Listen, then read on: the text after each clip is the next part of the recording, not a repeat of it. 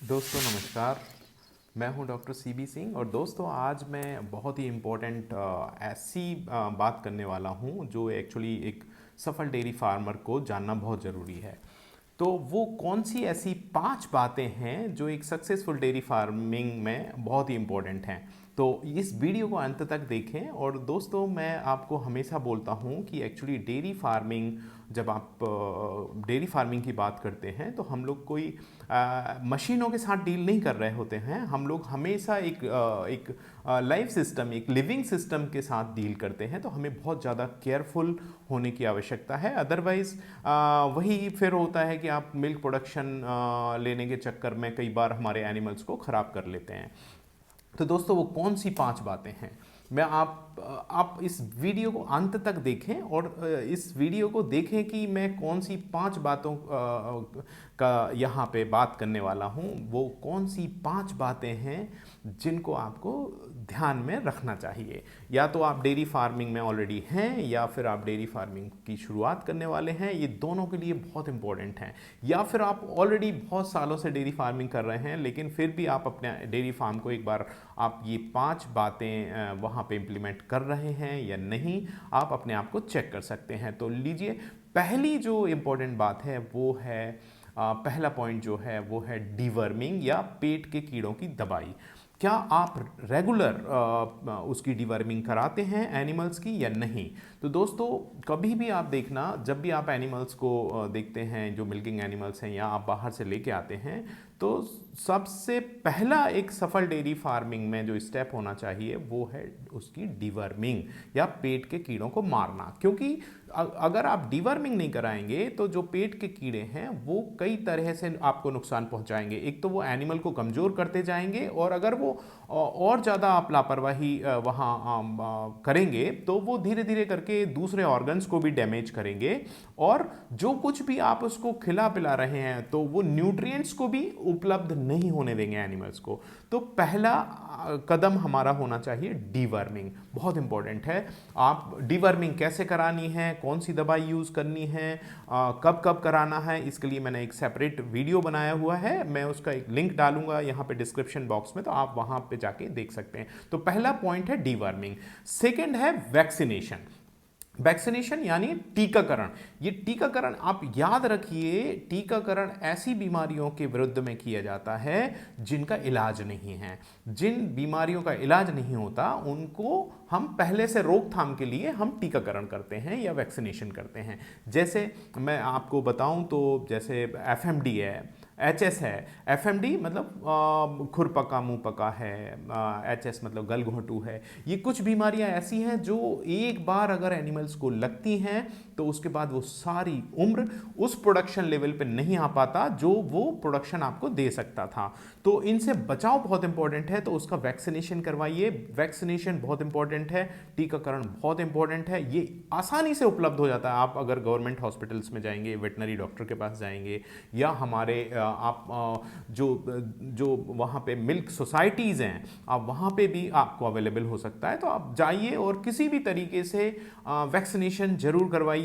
कई लोगों की ये शिकायत होती है कि सर हम वैक्सीनेशन करवाते हैं तो 2-3 दिन मिल्क में थोड़ा सा ड्रॉप देखने को मिलता है। डेफिनेटली हो सकता है किसी किसी एनिमल्स में ऐसा होता हो, लेकिन दोस्तों 200 ग्राम या 400 ग्राम या 500 ग्राम दूध हो सकता है एक दिन के लिए या 2 दिन के लिए कम हो, लेकिन इसके लिए हम सारी उन एनिमल्स को रिस्क पे नहीं रख सकते। तो प्लीज़ वैक्सीनेशन करवाइए, क्योंकि एक एनिमल से दूसरे, दूसरे से तीसरे में, और एक फार्म से दूसरे में, और पूरा गांव और पूरा जो एरिया है वो आपकी वजह से परेशानी में आ सकता है। तो वैक्सीनेशन बहुत ही इंपॉर्टेंट चीज़ है, वैक्सीनेशन करवाएं। नंबर तीसरा जो पॉइंट है वो है टीएमआर, टोटल मिक्स राशन। जो कुछ भी आप उसको खिला रहे हैं, पशु आहार है या हरा चारा, सूखा चारा, उसको टीएमआर बना के खिलाइए, उसको मिक्स करके खिलाइए, जिसको गांव में कई बार उसको सानी भी बोलते हैं। तो आप कैलकुलेट करिए कितना पशु आहार देना है, कितना भूसा देना है, कितना हरा चारा देना है, और उसको मिक्स करके उसको थोड़ा सा उस पर पानी छिड़क के, ताकि वो थोड़ा सा नरम हो जाए, और फिर उसको खिलाइए। इससे क्या होगा, उसकी जुगाली बरकरार रहेगी, उसको एसिडोसिस नहीं होगा, और जो भी आप पोषक तत्व उसको दे रहे हैं वो बेहतर तरीके से उपलब्ध हो पाएंगे। तो TMR, टोटल मिक्स राशन, उसको ज़रूर से खिलाएं, ज़रूर से बनाएं। और याद रखें, मैं फिर बोल रहा हूँ, टोटल मिक्स राशन में आपके जो भी इंग्रेडिएंट्स हैं, आपका पशु आहार है, आपका सूखा चारा या सुकला है, या आपका साइलेज है, या ग्रीन फॉडर है, ये इन सभी को मिक्स करके आपको देना है। ठीक है। और उसके बाद ये आप इसको चेक कर सकते हैं अपने फार्म पे, अपने आप चेक कर सकते हैं कि आप जो भी आहार या जो भी आप TMR बना के दे रहे हैं वो सही है या गलत है। तो आपको करना क्या है, उसको देखने के लिए आपको डंग इंस्पेक्शन, आप गोबर की जांच करिए डेली मॉर्निंग में। आप अपने फार्म पे एनिमल्स के पीछे आप देखिए कि गोबर किस कंसिस्टेंसी का है, कहीं वो लूज तो नहीं है, कहीं एसिडोसिस तो डेवलप नहीं हो रही है। तो अगर आप डंग का इंस्पेक्शन करेंगे, गोबर की जांच करेंगे, तो आपको पता चल जाएगा कि कुछ गड़बड़ चल रहा है। क्योंकि अगर एक बार पेट खराब हो गया, एसिडोसिस डेवलप हो गई, तो आपको बहुत बड़ा नुकसान होने वाला है, क्योंकि वो बहुत सारी बीमारियों का घर है। तो आपको डंग इंस्पेक्शन, गोबर की जांच जरूर करिए कि TMR आप जो भी दे रहे हैं। और फिर अगर वहां कोई मुश्किल आती है कि गोबर में आप देख रहे हैं कि वहां पे कुछ अनडाइजेस्टेड पार्टिकल हैं या लूज हो रहा है, तो आप तुरंत अपने उसको डाइट को सही कर सकते हैं, उसके TMR को सही कर सकते हैं। आपको पता चलेगा कि मुझे बफर यूज़ करना है, मीठा सोडा यूज़ करना है, जैसा कि मैंने एक वीडियो में बताया भी हुआ है आपको, आप जाके देखिए। तो अब पता चलेगा कि कहीं कोई गलती तो नहीं हो रही और आप उसको करेक्ट कर सकते हैं। तो डंग इंस्पेक्शन, गोबर का इंस्पेक्शन, गोबर की जांच बहुत इंपॉर्टेंट है। आप डेली अपने आप देख सकते हैं कि कहीं कुछ गड़बड़ चल रहा है, उसको करेक्ट करिए, अदरवाइज देर हो जाएगी तो बहुत मुश्किल होगा। और जो चौथा जो पॉइंट है वो है मिनरल मिक्सचर। दोस्तों, मैं इसको TMR में भी कवर कर सकता था, लेकिन मैं इसलिए इसको अलग से ले रहा हूं क्योंकि सारा का सारा जो प्रजनन तंत्र का जो संचालन हो के लिए मिनरल्स का होना बहुत इंपॉर्टेंट है। तो मिनरल मिक्सचर बहुत ही इंपॉर्टेंट है, इसके लिए भी मैंने अलग से वीडियो बनाया है, वो भी आप देखिए। जनरली लोग क्या गलती करते हैं, जो एनिमल मिल्क में होते हैं, जो उनको दूध दे रहा होता है, उसको तो वो सारा कुछ देते हैं, फीड भी देंगे, मिनरल मिक्सचर भी देंगे, या बहुत कुछ करते हैं।